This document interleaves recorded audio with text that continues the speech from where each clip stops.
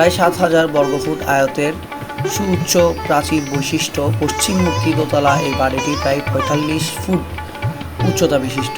এর সম্মুখভাগ অন্য সকল দিকের চাইতে আকর্ষণীয়।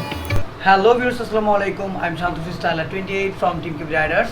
সো আজকে চলে এসেছে একটা নাদার ভিডিও নিয়ে। আর এই ভিডিওটা থাকছে একটা পুরনো একটা স্মৃতি নিয়ে, পুরনো একটা বাড়ি নিয়ে। আসলে ওই বাড়িটা অনেক বেশি পুরনো, যেটা সম্পর্কে প্রমিত অনেক কিছুটুকু জানে। প্রমিত বলো এটা আসলে।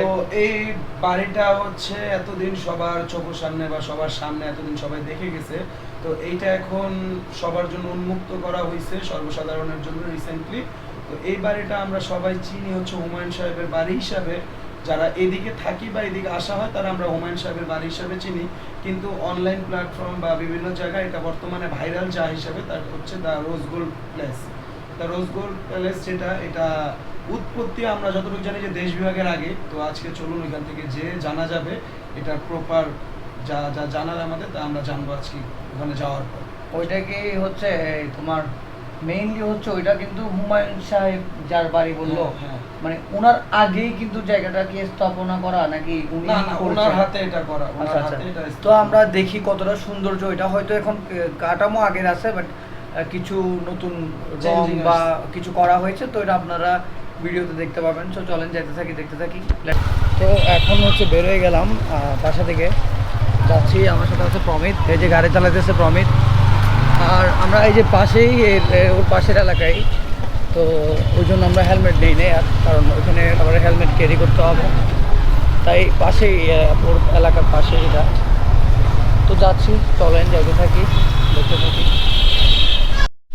তো এখন হচ্ছে আসছি মাহফুজের কাছে। মাহফুজকে নিয়ে আমরা কোথায় যাব? মাহফুজকে নিয়ে যাব না এখান থেকে। তো এখানে একটা সিন দেখতে পাইলাম, ওটাকে একটু দেখায় আপনাদেরকে। দেখেন বিড়ালটা সম্ভবত এখানে পোষা বিড়াল, যে গাড়িতে বসে থাকে। এই দেখো নামাই দিল, ওই যে শয়তান বিড়াল একটার লগে আরেকটা বললে এই ঝামেলাটা হয়। বিড়ালটারও দৌড়াই দিছে। বিড়ালটা কত সুন্দর এখানে বসেছিল, বড় বিড়ালটা এসে দৌড়াই দিছে। তো এখন মাহফুজের জন্য অপেক্ষা করতে করতে মাহফুজ দেখতেছে অনেক লেট, তো উপরে যাইতেছি ওর কাছে। ওরা একটু কি দেওয়ার জন্য, পিপি দেওয়ার জন্য, কক কক কক কক। তা আমাদের অবস্থা দেখেন,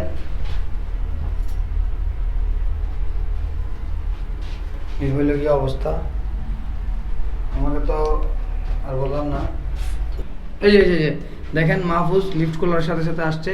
ও এতটা লেট যে ওর জন্য নিচে 1 ঘন্টা দাঁড়ায় থাকতে হয়েছে। এটা কোনো কথা? তুমি রাজা চলে আসো, আমরা বের হয়ে যাই। আমরা কুচু কুচু, আমরা এখন কুচু কুচু। তো আমরা এখন রওনা করবো 3 জন নিয়ে। তো চলেন ভিডিও দেখতে দেখতে জেনে আসি এই বাড়ির ইতিহাস সম্পর্কে।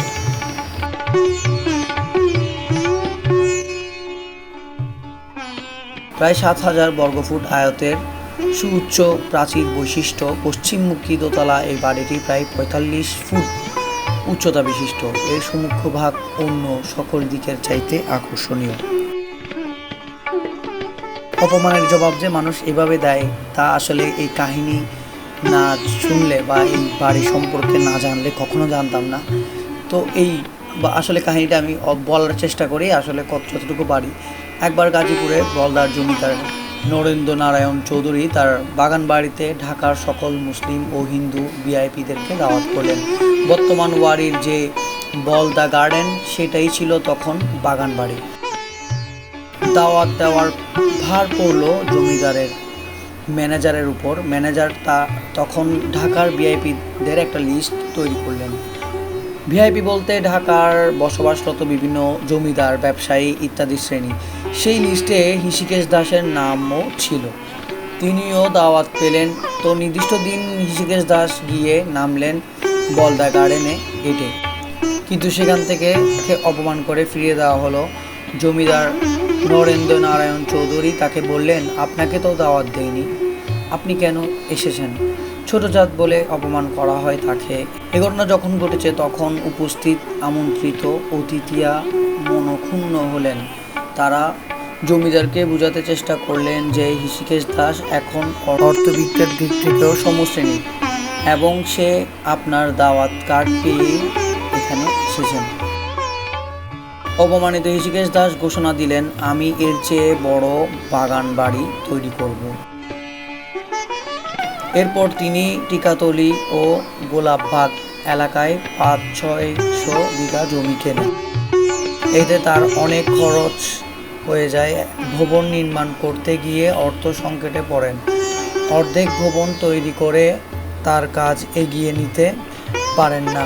তখন হৃষিকেশ দাস অনেকের কাছে লোনের জন্য যান, কিন্তু তারা কেউই টাকা ধার দেন না, কারণ এটা একটা চ্যালেঞ্জের ব্যাপার ছিল। তারা এতে পড়তে চাননি। হৃষিকেশ দাসের একটা সংকল্প ছিল যে আমি প্রয়োজনে নিঃস্ব হয়ে যাব, কিন্তু এই ভবনের নির্মাণ কাজ শেষ করব এবং উদ্বোধনী অনুষ্ঠান ঢাকা শহরে জমকালোভাবেই করব। বন্ধুবান্ধব ও পরিচিত অনেকেই যখন ফিরিয়ে দিলেন, তখন ঋণ দিতে এগিয়ে এলেন তার বন্ধু খান বাহাদুর কাজী আব্দুর রশিদ। কলকাতা শহরের কয়েকটি বাড়ি বিক্রি করে আব্দুর রশিদ তাকে এই ঋণ দিয়েছেন। পরে আবারও ঋণের প্রয়োজন হলে হৃষিকেশ দাস আব্দুর রশিদের শরণাপন্ন হন, কিন্তু এবার তিনি পরাগতা প্রকাশ করলেন। তখন হৃষিকেশ দাস বললেন, তুমি বাড়িটি নির্মাণ কাজ শেষ করে দাও, এই বাড়িতে আমি উঠব না, আমি এটা তোমার নামে করে দেব, আমার শুধু উদ্বোধনী অনুষ্ঠানটি দরকার। তখন খান বাহাদুর আব্দুর রশিদ পুরো বাড়িটি কিনে নেন এবং নির্মাণ কাজ শেষ করেন। তখন 1937 সালে সপরিবার বাড়িটিতে থাকতে শুরু করেন আব্দুর রশিদ।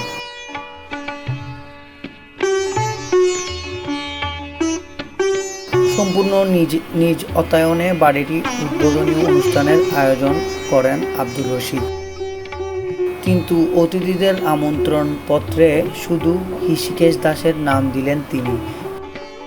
হৃষিকেশ দাসকে সপরিবার আমন্ত্রিত করেছিলেন। পুরো অনুষ্ঠানটির তত্ত্বাবধান করেছিলেন হৃষিকেশ দাস।